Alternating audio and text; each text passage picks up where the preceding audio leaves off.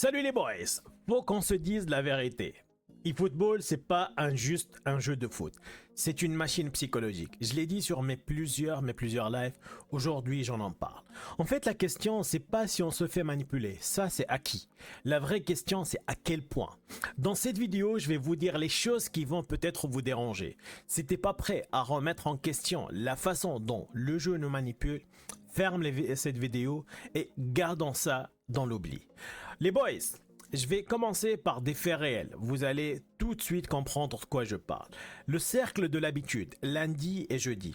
Konami ne veut pas que le jeu s'adapte à ta vie. Il structure ton temps.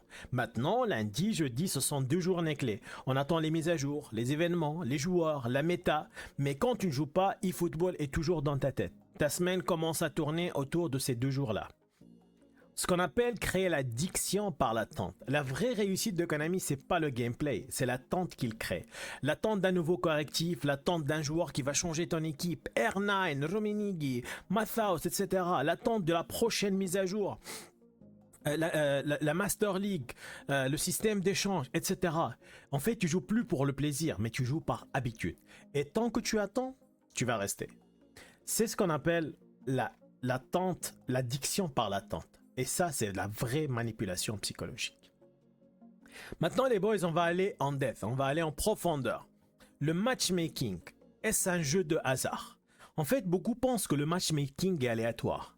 Réveillons-nous, on est en 2026, aucun jeu de ligne sérieux n'est jamais du vrai hasard. eFootball, principalement, collecte des données sur nous. Notre style de jeu, nos habitudes, les manières de défendre, notre rythme de jeu, les réactions après une victoire ou une défaite. En fait, le jeu apprend sur nous, apprend par nous. Il ne cherche pas forcément un adversaire équitable pour nous, mais il cherche un adversaire qui va nous faire rester.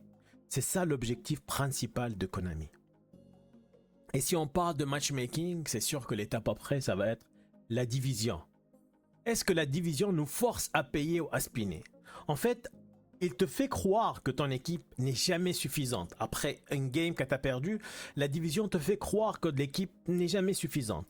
Après une défaite, tu te dis, avec un meilleur attaquant, ça pourrait rentrer avec un meilleur finish. Ce défenseur est lent, j'aurais aimé prendre un autre défenseur. Il me manque un joueur clé, un joueur méta, un all player. C'est pas une obligation, c'est une suggestion constante de Konami. Et psychologiquement, c'est extrêmement puissant. Maintenant les boys, on a parlé du matchmaking. Qu'est-ce qu'il y a après le matchmaking et la division? Il y a le script. Est-ce un mythe ou bien vraiment un mécanisme? Officiellement, Konami dit qu'il n'y a pas de script. Ça, c'est officiel. Mais dans l'industrie du jeu, il existe un concept réel qu'on appelle le Dynamic Difficulty Adjustment, le DDA. C'est un système qui ajuste la difficulté pour maintenir le suspense. Et ça, c'est très connu. Okay? Dans eFootball, on le ressent par les passes simples ratées, par des joueurs qui deviennent subitement super lourds, par des gardiens incohérents, Schmeichel, Van der Sar, qui vraiment laissent passer des buts inimaginables. Les rebonds, toujours favorables à l'adversaire. Même sans preuve officielle, le ressenti que le script existe est là. Et ce ressenti crée une chose très dangereuse, l'incertitude permanente. Donc, s'il y a le script, c'est que vous allez perdre contre un adversaire peut-être plus faible. Okay? Perdre contre quelqu'un qui est plus fort que toi, c'est tout à fait normal. Mais perdre contre un plus faible, ça touche ton ego. Le jeu te propose parfois des adversaires en dessous de ton niveau, mais avec un style qui pose problème. Tu t'es dit comment j'ai pu perdre contre celui-là.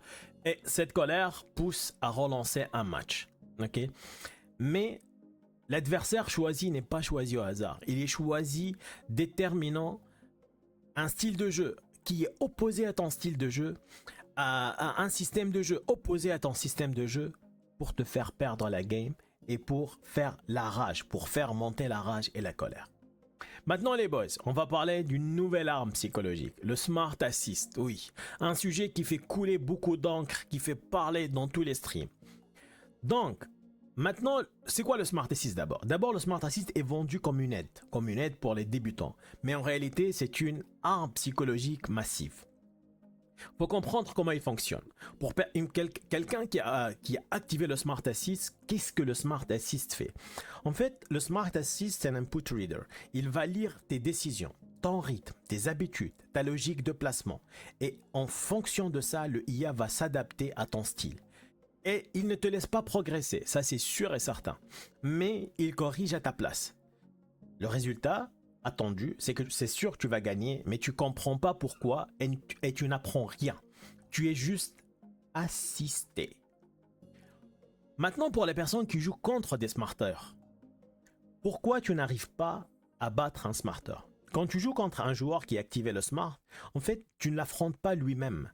Tu affrontes une IA qui a boosté sa logique du jeu. Ce qui crée des placements parfaits, une défense impénétrable, des timings irréalistes de passe ou de tir, des lectures anticipées pour anticiper donc les passes pour intercepter les ballons et tout ça. Et tous tes joueurs, ça c'est le pire, ça affecte tes joueurs. Tous tes joueurs deviennent subitement lents, moins réactifs, moins lucides. En fait, le terrain n'est plus neutre. T'as rien à faire pour gagner parce que tu ne gagnes pas. Maintenant, qu'est-ce que ça se passe? Qu'est-ce que ça engendre? En fait, ça engendre de la frustration. Et Konami, elle utilise la frustration comme carburant. eFootball, en fait, ne cherche pas à te faire gagner tout le temps. Il cherche à te faire rester. Pour ça, le jeu utilise des victoires difficiles, des défaites injustes.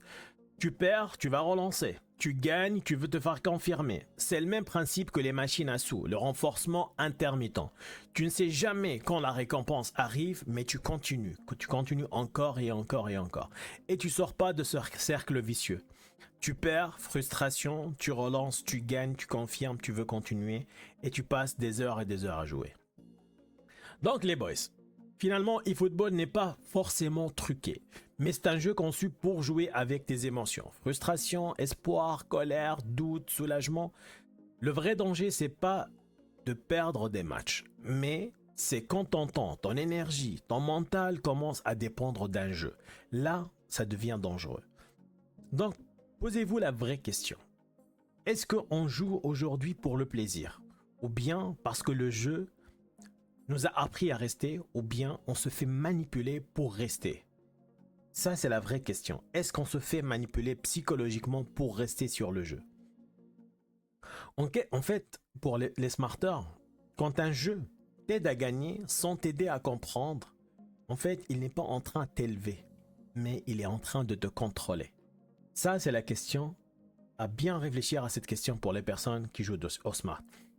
Les boys, j'ai essayé d'encapsuler un petit peu la manipulation psychologique effectuée par Konami et eFootball dans cette petite vidéo. Et je vous incite à réfléchir à ce que je dis. Et croyez-moi, cette vidéo, c'est pas pour vous faire quitter la game, parce que je joue moi-même à la game.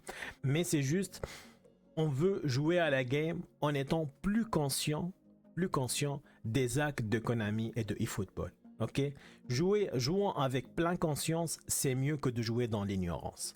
Voilà les boys, donc c'est vrai que c'est pas une vidéo comme les vidéos qu'on est habitué à avoir sur ma chaîne, mais je vous incite à réfléchir un petit peu à ce jeu. Voilà les boys, donc c'est pas un review, en fait, mon analyse est sur la manipulation psychologique sur Konami se termine ici. Donc j'aimerais bien connaître vos avis en commentaire et qu'on en discute profondément. D'ici là, je vous dis prenez soin de vous. Salam.